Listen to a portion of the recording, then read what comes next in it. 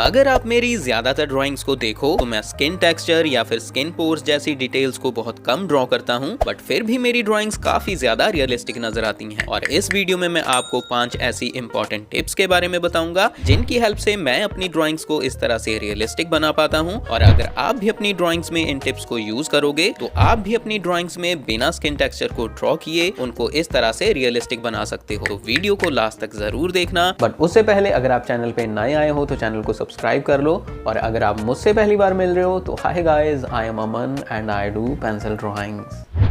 सबसे पहले मैं ये बता दूं कि ऐसा नहीं है कि मैं स्किन टेक्सचर ड्रॉ नहीं करना चाहता या मुझे ड्रॉ करना नहीं आता। एक्चुअली इसका रीजन ये है कि कमीशन ड्राइंग्स की वजह से मेरे पास टाइम काफी कम होता है, और इसी वजह से मैं जो अपने लिए ड्राइंग्स बनाता हूँ उनको ज्यादातर A4 साइज पे ही बनाता हूँ ताकि मैं उनको जल्दी से कंप्लीट कर पाऊँ। और A4 साइज छोटा होता है, इसी वजह से उस पे छोटे छोटे साइज के फेसेस में स्किन टेक्सचर दिखाना काफी मुश्किल होता है। बट जल्दी ही मैं बड़े साइज की ड्राइंग्स भी बनाना स्टार्ट करूंगा और फिर आप मेरी ड्राइंग्स में भी स्किन टेक्सचर या फिर स्किन पोर्स जैसी डिटेल्स को देख पाओगे। बट फिलहाल हम टॉपिक पे वापस आते हैं कि हम स्किन टेक्सचर के बिना भी अपनी ड्राइंग्स को रियलिस्टिक कैसे बना सकते हैं। तो पोर्ट्रेट ड्राइंग्स को बनाने के लिए मेरा पहला स्टेप होता है रेफरेंस फोटो को देख के आउटलाइंस को ड्रॉ करना। और अगर आप बस मेरी आउटलाइन ड्राइंग्स को ही देखो तो शेडिंग के बिना भी ये काफी हद तक 3 डायमेंशनल नजर आने लगती हैं। आसान शब्दों में बोलूं तो रेफरेंस फोटो से बहुत हद तक मैच होने लगती हैं, और इसका मेन रीजन होता है कि मैं रेफरेंस फोटो के अकॉर्डिंगली फेस के प्रोपोर्शंस को एक्यूरेटली ड्रॉ कर लेता हूं, और उस वजह से आउटलाइंस 90% तक मैच होने लगती हैं। तो अगर आप भी अपनी पोर्ट्रेट ड्राइंग्स को रियलिस्टिक बनाना चाहते हो तो सबसे पहले आपको अपनी ड्राइंग की आउटलाइंस को इंप्रूव करना होगा, और इसके लिए आप ग्रिड मेथड की हेल्प ले सकते हो। और ग्रिड मेथड के बारे में आपको मेरे चैनल पे बहुत सारी वीडियोस मिल जाएंगी। आउटलाइंस को ड्रॉ करने के बाद मैं अपनी ड्राइंग में शेडिंग करनी स्टार्ट करता हूं, बट उससे पहले एक और जरूरी स्टेप होता है जिसको ज्यादातर बिगिनर्स इग्नोर कर देते हैं, और जिस वजह से पूरी शेडिंग की प्रोसेस खराब हो जाती है। और ये इंपॉर्टेंट स्टेप होता है कि मैं शेडिंग स्टार्ट करने से पहले रेफरेंस फोटो में लाइट और शैडोज को अच्छे से समझता हूँ। देखो, आप अपनी ड्राइंग्स में चाहे जितनी मर्जी डिटेल्स ऐड कर लो, जितना मर्जी स्किन टेक्सचर ड्रॉ कर लो, पर अगर आपने अपनी ड्राइंग्स में लाइट और शैडोज को सही तरीके से नहीं दिखाया तो आपकी ड्राइंग रियलिस्टिक नजर नहीं आएंगी। बिकॉज लाइट और शैडोज ही हैं जिनकी हेल्प से आप अपनी ड्राइंग में शेप्स को 3D दिखा सकते हो। अगर लाइट और शैडोज ही नहीं होंगी तो आपकी ड्राइंग बिल्कुल फ्लैट नजर आएगी। तो सेकंड टिप यही है कि आपको अपनी ड्राइंग्स में शेडिंग स्टार्ट करने से पहले रेफरेंस फोटो में लाइट और शैडोज को अच्छे से समझना होगा कि लाइट सोर्स किस तरफ है, कहां पे डार्क शैडोज बन रही हैं, कहां पे थोड़ी हल्की शैडोज बन रही हैं, और किस तरफ हाईलाइट्स हैं।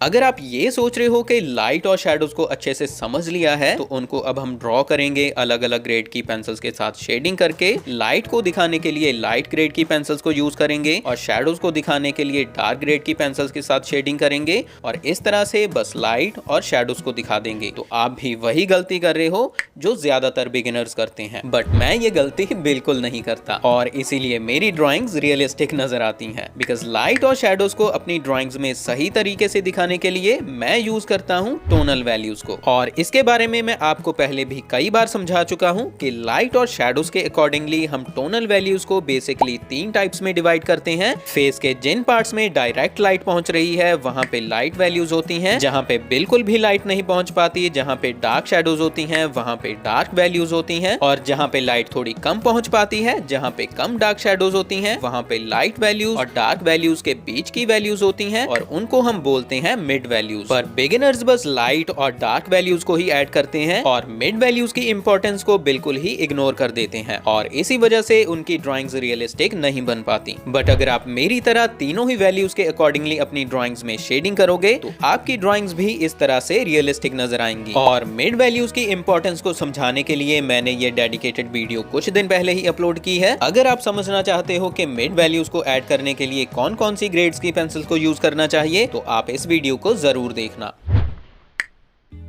देखो, टोनल वैल्यूज के साथ ड्राइंग में लाइट और शैडोज को दिखाने का बहुत इंपॉर्टेंट रीजन होता है, बिकॉज इनकी हेल्प से मैं अपनी ड्राइंग्स में एक ऐसा एलिमेंट ऐड करता हूँ जो ड्राइंग्स को रियलिस्टिक बनाने के लिए सबसे ज्यादा जरूरी होता है। आपने देखा होगा बहुत सारे आर्टिस्ट बस चारकोल पाउडर या फिर चारकोल स्टिक्स के साथ और पेपर स्टम्प्स के साथ या फिर अपनी फिंगर्स की हेल्प से ही बहुत सारे पोर्ट्रेट्स को ड्रॉ करते हैं और वो स्किन टेक्सचर जैसी डिटेल्स को भी ऐड नहीं करते, बट फिर भी उनकी ड्राइंग्स काफी ज्यादा रियलिस्टिक नजर आती हैं। और उनकी ड्राइंग्स में भी मेन यही एलिमेंट होता है जिसकी वजह से उनकी ड्राइंग्स भी रियलिस्टिक नजर आती हैं, और ये एलिमेंट होता है डेप्थ और वॉल्यूम।